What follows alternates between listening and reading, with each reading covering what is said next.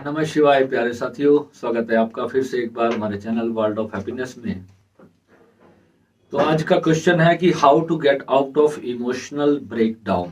बहुत बड़ा sensitive topic है और मैंने अपनी लाइफ में खुद इस चीज से सफर किया है और मेरा फर्ज बनता है इस चीज के ऊपर वीडियो बनाना। बहुत सारी दुनिया इन चीजों में सफर करती है। हमारे नॉन में कोई रिश्तेदार थे, उनके जवान बेटे की डेथ हो गई, तो उसके फादर, उसकी मदर काफ़ी समय तक जो है उस अपने बेटे की जो है फोटोज को लेकर के और उसको लेकर के रोते रहते थे। तो मैं उनसे पूछता था, अंकल अब बेटा तो आने वाला नहीं है, तो अब आप फोटो लेकर इतना क्यों रोते रहते हो?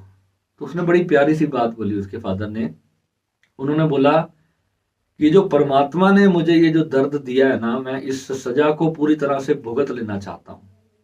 उसके पापा ने एक बात बोली कि जो परमात्मा ने मुझे दर्द दिया है मेरे बेटे के जाने का, मैं इस चीज को पूरी तरह से भुगत लेना चाहता हूं। मैं जानना चाहता हूं कि ये दर्द हुआ है तो क्यों हुआ है।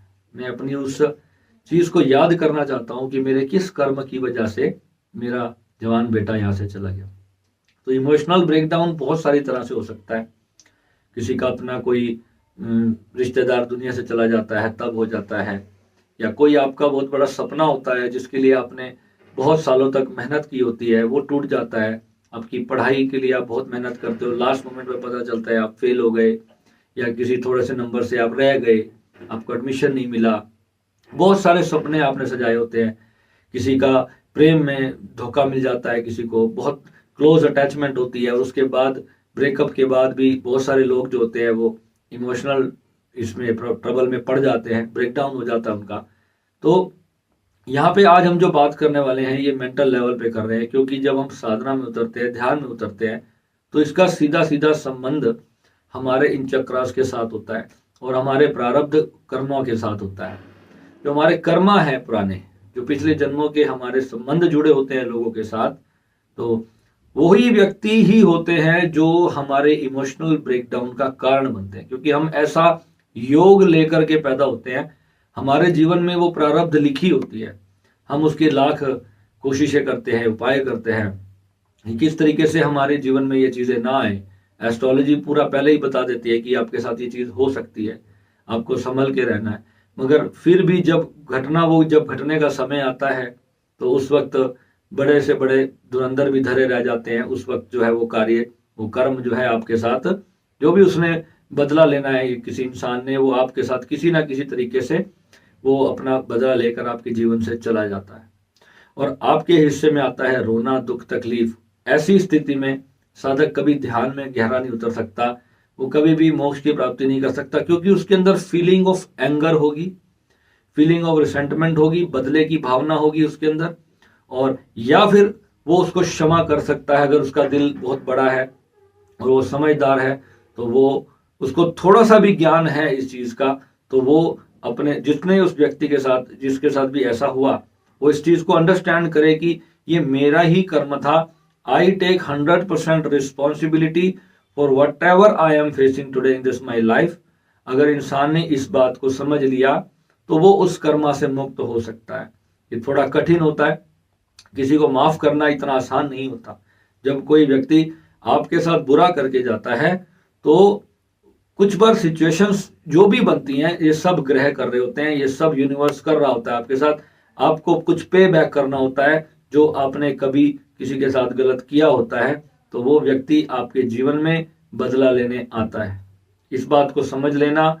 अगर उस व्यक्ति के साथ आपका वो कर्म समाप्त नहीं हुआ या इस जन्म में भी नहीं हुआ और आप चाहते हुए भी नहीं कर पाए, तो फिर भी आपको अगले जन्म में फिर उस व्यक्ति के साथ आना पड़ेगा और आप फिर उससे बदला लोगे।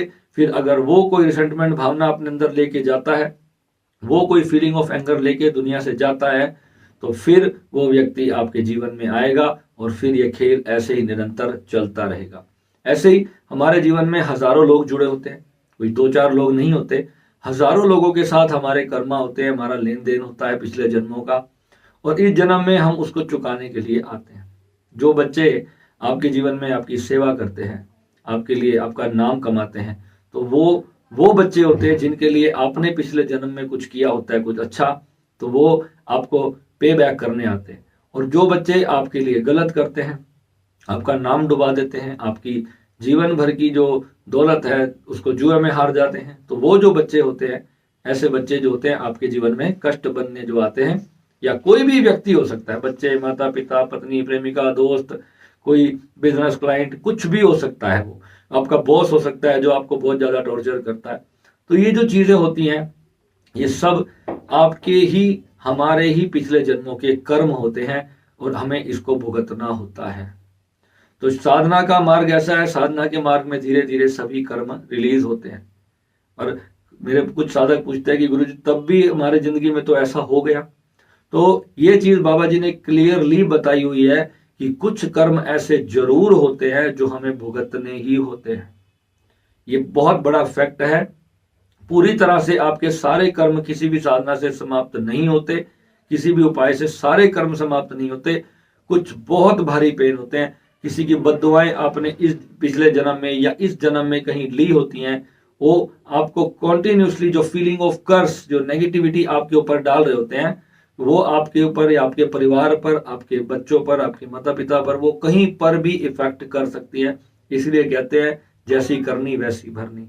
तो एक दिन आपका जो कर्म का जो खेल है वो उस व्यक्ति के साथ पूरा जरूर होना है। तो इसके लिए आपको तैयार रहना है। अगर आप साधना कर रहे हो, साधक हो, तो इस बात को समझना है। अब दूसरी बात, कुछ लोग कहते हैं कि हम इससे बाहर कैसे आए। अब जो पेन हमें मिल रहा है, जो दर्द हमें हो रहा है, जो तकलीफ हमें हो रही है, उससे हम सिचुएशन से बाहर कैसे आए। बाहर आने के लिए कोई भी जो आपको, जितने भी जो एक्सपर्ट्स होते हैं जो आपको सलाह देते हैं कि आप अपने माइंड को डाइवर्ट करो, गाने सुनो, मूवीज देखो, कॉमेडीज, स्टैंड अप कॉमेडीज देखो, या इस तरह की चीजें आप करो जिससे कि आपका मन चेंज हो जाए, ठीक है, तो ताकि आप उस दुख से बाहर आ जाओ। कुछ लोग ऐसी स्थिति में अपने मन को इधर उधर लगाना शुरू कर देते हैं, और वो ये सोचते हैं कि मैं इस फिजिकल और मेंटल ट्रॉमा से, जो है इमोशनल ट्रॉमा से, जो मुझे दिल पे आघात लगा है, मैं उससे बाहर आ जाऊंगा। उससे कोई भी इस तरीके से बाहर नहीं आ सकता। इस फीलिंग को कभी भी आपको दबाना नहीं है अपने भीतर, नहीं तो ये आपके अनाहत चक्र को बहुत बुरी तरह डैमेज करेगा। अब होता क्या है, जो बड़ी एज के लोग होते हैं, अगर उनके साथ ऐसा कोई सदमा लग जाए उनको, तो वो रोते नहीं है, वो रोने को, अपनी क्राइंग को दबा लेते हैं, और वो चुपचाप अपने अंदर ही उस दुख को पी लेते हैं। जितने लोगों को आपने सुना होगा हार्ट अटैक्स होते हैं, या हार्ट से रिलेटेड कोई भी बीमारी होती है, वो बहुत ज्यादा स्ट्रांग दिखाने की कोशिश करते हैं, और स्पेशली जो मेल्स होते हैं उन्हीं को हार्ट अटैक आते हैं। फीमेल्स जो होती हैं वो जल्दी से रो धो के अपना सारा जो अंदर का गम होता है वो बाहर निकाल के वो फ्री हो जाती हैं। जो मेल्स होते हैं उन्होंने इतने इतने गमों के पहाड़ अपने अंदर दबा रखे होते हैं, और वो जो चीजें हैं वो फिर कोई ना कोई बड़ी गंभीर आपको समस्या दे सकते हैं। और इससे बाहर आने के लिए आपको, अगर दुख हो रहा है तो आपको शर्म नहीं करनी है। आप अपना रूम बंद करें, जाकर के जी भर के रो ले। किसी चीज पर गुस्सा आ रहा है, आप उस व्यक्ति के मुंह पर जाकर के गुस्सा नहीं कर सकते। आप अपना रूम बंद करें, वहां जाकर के उसको जितनी गालियां निकालनी है, जितना बुरा भला बोलना है, उसके मुंह पर जाकर मत बोलो, अलग से जाकर के बोलो। भगवान के सामने जाकर के, भगवान के सामने रो लो, मंदिर में जाकर के, जहां आपका दिल अच्छा लगता है। किसी जंगल में जाके शोर मचा के रो लो, मगर अपनी जो अंदर की जो दबी हुई भावनाएं हैं, जो अंदर फीलिंग ऑफ सप्रेशन सारा आपने भर लिया है, उसको आपको बाहर निकालना पड़ेगा। और व्यस्त दुनिया है, और बहुत ज्यादा मेरा अपना दिल बहुत ज्यादा सेंसिटिव है इन चीजों को लेकर के। मेरे को जरा सा भी किसी का दुख बर्दाश्त नहीं होता। मेरे इमीडिएटली हार्ट चक्रा जो है बहुत जोर से वाइब्रेट होने लगता है, क्योंकि मैं कभी किसी का दुख देख ही नहीं सकता, और अगर मेरे को दुख होता है तो मेरे लिए तो बहुत बड़ी चीज है। तो उस वक्त पे जो उसकी साधना है वो केवल यही है कि अपने उस दुख को हमें कैसे करना है।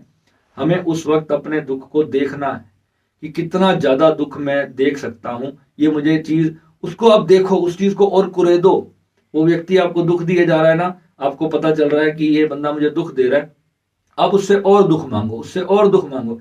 इससे एक तो आपको यह पता चलेगा कि उस व्यक्ति के साथ आपका संबंध कितना घनिष्ठ था या नकली था। एक तो आपको यह पता चलेगा, और आपको अपने उस रिश्ते की सच्चाई पता चलेगी। क्योंकि जो झूठा रिश्ता है तभी तो आपको धोखा मिला है, इसलिए तो आप रो रहे हो, है ना। अगर वो सच्चा प्रेम होता, सच्चा रिश्ता होता, तो आपको दुख नहीं होता। अगर किसी की डेथ होगी है तो वो एक अलग मैटर है, वो तो सीधा आपको पता है कि वो मेरा कर्मा है, वो तो व्यक्ति ही दुनिया से चला गया, अब उसके लिए तो आप कुछ कर नहीं सकते, तो वहां पर आप रो लो। हमारे यहाँ पर जब शहरों में, छोटे शहरों में जब कोई मर जाता है ना, तो बूढ़ी महिलाएं आती हैं, तो किसी का पति मर गया तो उसको सदमा लग गया, तो उसको मार मार के कहती है रो, उसको जोर से रो, उसको रोना उसका जो है बाहर निकलवाते हैं। क्यों निकलवाते हैं? क्योंकि रोना जो है वो अंदर दबा ना रह जाए। कितने लोग ऐसे होते हैं जो अपना रोना ही नहीं निकाल पाते, सदमा लग जाता है, उनको ट्रोमा लग जाता है। तो ये जो चीजें हैं, यही है हमारा अनाहत चक्र। जब डिस्टर्ब हो जाता है तो फिर हम उस चीज से बाहर नहीं आ पाते, और ऐसे व्यक्ति को फिर साधना में जाना तो बहुत मुश्किल हो जाता है। तो जी भर के रोना है, और उस जी पेन को अच्छे से देखना है साक्षी भाव से कि ये पेन है, आई एक्सेप्ट दिस पेन, ये मेरे कर्मा से आई है, और मैं इसको देखूंगा, मैं अपने माइंड को डाइवर्ट नहीं करूंगा। उस वक्त आपको कोई मोबाइल नहीं चलाना है, कोई टीवी नहीं देखना है, कोई म्यूजिक नहीं सुनना है, कभी दोस्तों में अपने आप को चेंज नहीं करना, बिल्कुल एकांत में जाके बैठना। उस वक्त बिल्कुल एकांत में जाके बैठो और उस पीड़ा को, उस दर्द को बहुत अच्छे से देखो, और देखो कि आज अगर मैं मर भी जाऊंगा इस पेन से तो मर जाऊंगा। सुसाइडल थॉट आ रहे किसी को, तो उस वक्त आपको अवेयर होना है कि मैं इस सुसाइडल थॉट्स को हराऊंगा। आपको ऐसा लग सकता है कि अब तो मेरी जिंदगी का कोई मकसद ही नहीं है, मेरा तो सब कुछ खत्म हो गया। ऐसा भी होता है, कई लोग इतना ज्यादा प्यार करते हैं अपने प्रियजनों से, और अगर उनसे उनको धोखा मिला जाए या वो दुनिया से चले जाएं तो उनको ये भी होता है। कितने लोग इस चीज में सुसाइड तक करते हैं, हजारों लोग ऐसे होते हैं जो इतने भावुक होते हैं जो सच में सुसाइड कर जाते हैं। मैंने सुसाइडल थॉट्स के ऊपर पहले भी 2-3 वीडियोस बना रखे हैं, आप उस चीज उनको भी देख लेना जाकर के। और आपको समझना क्या है यहाँ पर कि वो पेन प्रारब्ध कर्मा से आई है। अब उस पेन को आपको झेलना ही है, आपके पास कोई रास्ता नहीं है। या तो मर जाओ, या तो फांसी लगा लो, या फिर आप जो है, अगर आप साधक हो तो आपको अपने उस कर्मा को पहले तो स्वीकार करना है और उस पेन को अच्छी तरह से देखना है। अगर आप किसी तरीके से अपने रिलेशनशिप को ठीक कर सकते हो तो इससे बढ़ के कोई बात ही नहीं है। अगर आपकी गलती से अगर आपका रिलेशनशिप खराब हुआ है तो माफी मांगना इस सबसे बढ़िया सोल्यूशन होता है। अगर आप हाथ जोड़ के या पांव पकड़ के माफी मांग लोगे तो कोई आप छोटे नहीं हो जाओगे। उससे आपका प्यार, आपका जो घर परिवार है, वो आपका संबंध जो है वो अच्छा हो जाएगा और आपका कर्मा भी रिलीज होगा। क्योंकि इस दुनिया से हंसते हुए जाने का नाम ही धर्म है। रोते हुए जाने का मतलब क्या है? हम दुख रोने के लिए थोड़ी ना संसार में जन्म लिया। अगर कोई ऐसी सिचुएशन हो भी गई है जिसकी वजह से आपको रोना पड़ रहा है तो वहां पर आपको इन चीजों को करना है। और अगर फिर भी आपने माफी भी मांग ली, आपने सब कुछ कर लिया, पर वो व्यक्ति आपको माफ नहीं करता है और आपको धोखा दे के चला जाता है, या आप उसको धोखा दे के आए हो, तो आपको ये समझना है ये कर्मा फिर से लौट के आने वाला है। ये सृष्टि का सबसे बड़ा नियम है। मेरे साथ अपने जीवन में 2-3 बार ऐसी घटनाएं घटी। मैंने अपनी पास्ट लाइफ एनालिसिस किया, वहां पर मैंने जाकर के क्लियरली देखा, आप बिलीव नहीं करोगे, क्लियरली मैंने देखा कि वो व्यक्ति ने मेरे किस कर्म की सजा मुझे दी। मैं आपको इतनी डीप बात बता रहा हूं। और आप में से जितने लोग भी हैं जो पास्ट लाइफ एनालिसिस करना चाहते हैं तो आप मेरे को ज्वाइन करो, हमारी साधना में ज्वाइन करो। उसके लिए सबसे पहली बात है कि कुंडलिनी अवेकनिंग आप लोगों की होनी चाहिए। बिना कुंडलिनी जागरण के कोई व्यक्ति अपने पास्ट लाइफ को देख ही नहीं सकता। और जितनी हमारी प्रैक्टिसेस हैं, जितनी हमारी साधनाएं हैं, आपको 2 से 4 महीने, 6 महीने आपको उसमें प्रिपेयर होना है। प्रिपेयर होने के बाद आपका एक लेवल आएगा जहां पर आप ऊर्जा को देख सकते हो। जो आपका प्रेजेंट चल रहा है वो, जो फ्यूचर आने वाला है वो, और जो बीत चुका है वो भी। फ्यूचर जो है कभी भी इतना क्लियर नहीं होता, उसमें बदलाव संभव होते हैं। जो आप देखते हो वो हो सकता है बिल्कुल एग्जैक्ट भी वैसा हो जाए, और इतना भी देख सकोगे कि कोई व्यक्ति आपके साथ क्या कर रहा है आपने उसको पहले ही देख लिया, आपकी आत्मा ने आपको पहले ही बता दिया। इतना जबरदस्त ये साइंस है। जब आप उस लेवल पे आप पहुंचते हो तो परमात्मा जो है ना वो आपको कुछ सिखा रहा होता है, कुछ दे रहा होता है। आप पहले ही जान लेते हो कि ये व्यक्ति मेरे साथ अब गलत करेगा। आपको पहले से ही आपकी वाइब्रेशंस पता चलने लग जाएंगी और आप अपनी तरफ से कोशिश कर सकते हो उसको ठीक करने की, तो आप करो। मगर उसमें एक भाव जरूर होना चाहिए कि ये भी मेरा कर्म था, ये मेरे साथ अब आ रहा है, मुझे इसको भुगतने के लिए मैं तैयार हूं। और इतना अपने आप को मोटिवेट करके रखना है कि भागना नहीं है उस दुख से। कोई भी दुख है उसको पीठ दिखाकर मत भागो। अगर साधक हो उसको झेलो खड़े होकर के। जितना स्ट्रांग होकर के आप रो लोगे, उसको देख लोगे, वो धीरे धीरे दुख जो है आपकी जिंदगी से गायब हो जाएगा और वो व्यक्ति की जो दुख भरी यादें होंगी वो भी आपके जीवन से चले जाएंगी। कितना भी बड़ा दुख हो उसकी एक लिमिट जरूर है, पर अगर आप उसको डाइवर्ट करते जाओगे तो वो साथ साथ साथ साथ चलता ही जाएगा और वो जो कर्मा है आपका वो आपके अचेतन में जाकर के बैठ जाएगा और फिर किसी जन्म में आप उस व्यक्ति के साथ फिर आप कनेक्ट में हो जाओगे और फिर आप उससे बदला लोगे और ये सब सिलसिला कभी भी नहीं रुकेगा। और ऐसी स्थिति में आपका जो ब्लॉक होगा, आपका अनाहत चक्र ब्लॉक होगा, आपका आज्ञा चक्र ब्लॉक होगा। फिर आप कितने भी मंत्र जाप करते रहेंगे, कितनी भी साधना करते रहेंगे, आपकी साधना सफल नहीं होगी। इस पॉइंट को आपने अच्छी तरह से समझना है। दुख को जो है ऐसे पीना है जैसे आप पानी पीते हो। दुख तो जीवन का एक स्वभाव है। सुख मिलता है इस संसार में तो दुख उसका दूसरा पहलू है। कोई भी व्यक्ति है, कोई भी चीज है, वो आपके घर में आज आई है तो एक दिन उसने जाना ही है ना। कोई भी व्यक्ति सदा इस जीवन में नहीं रहने वाला, इस बात को आपको मानना है और अपने इमोशनल ट्रॉमा से, इमोशनल ब्रेकडाउन से, इस विधि से, इस तरीके से आपको बाहर आना है, दुख को पूरी तरह से फेस करके। ठीक है। और आपको बहुत सारे लोग यहाँ पर ये समझाते हैं कि भगवान भली के लिए करता है, भली करेंगे राम, बोलते हैं ना कि भगवान ने जो ही करा होगा वो अच्छा ही कर रहा है, वो सब कुछ अच्छा ही कर रहा है। ये जो अस्तित्व है, आपको लगता है कि ऊपर कोई बैठा भगवान है जो आपके लिए कुछ कर रहा है, वो आपको सुख दे रहा है या वो आपको दुख दे रहा है। बहुत सारे लोग ऐसे बोलते हैं मुझे मेरे भगवान पे पूरा भरोसा है। वो जो अस्तित्व का जब हम कहते हैं कि मुझे मेरे परमात्मा पे पूरा भरोसा है तो हम एक पॉजिटिव वाइब भेजते हैं कि हे परमात्मा मेरे साथ अच्छा ही करेगा। तो अगर वो भी, उसको ये भी विश्वास होना चाहिए कि वो कुछ हुआ है तो वो मेरे भले के लिए ही हुआ है। मगर ये जरूरी नहीं है कि ऊपर कोई बैठकर आपके लिए अच्छा या बुरा कर रहा है। और जिस दिन एग्जैक्टली वो सिचुएशन आपके सामने आती है तो फिर आप उसी भगवान को ही दोष देते हो कि तूने मेरे साथ ऐसा कर दिया, मेरे किस कर्म की सजा दे दी। फिर आप रोते हो, तड़पते हो। ये जो पेन होती है ना, ये इतनी गंदी पेन होती है धोखा खाने की। अगर आप किसी से बहुत ज्यादा, ये जो वर्ड है इमोशनल ब्रेकडाउन, ये बहुत ही डेंजरस वर्ड है। जब इंसान इस स्थिति में होता है तो मैं आपको पहले तो वो भी बता दूं कि वो किन लोगों के साथ ऐसी चीजें होती हैं। जिन लोगों की कुंडली में मून ज्यादा पीड़ित होगा या बुध उन लोगों का पीड़ित होगा, उन लोगों के साथ ये चीजें अक्सर होंगी।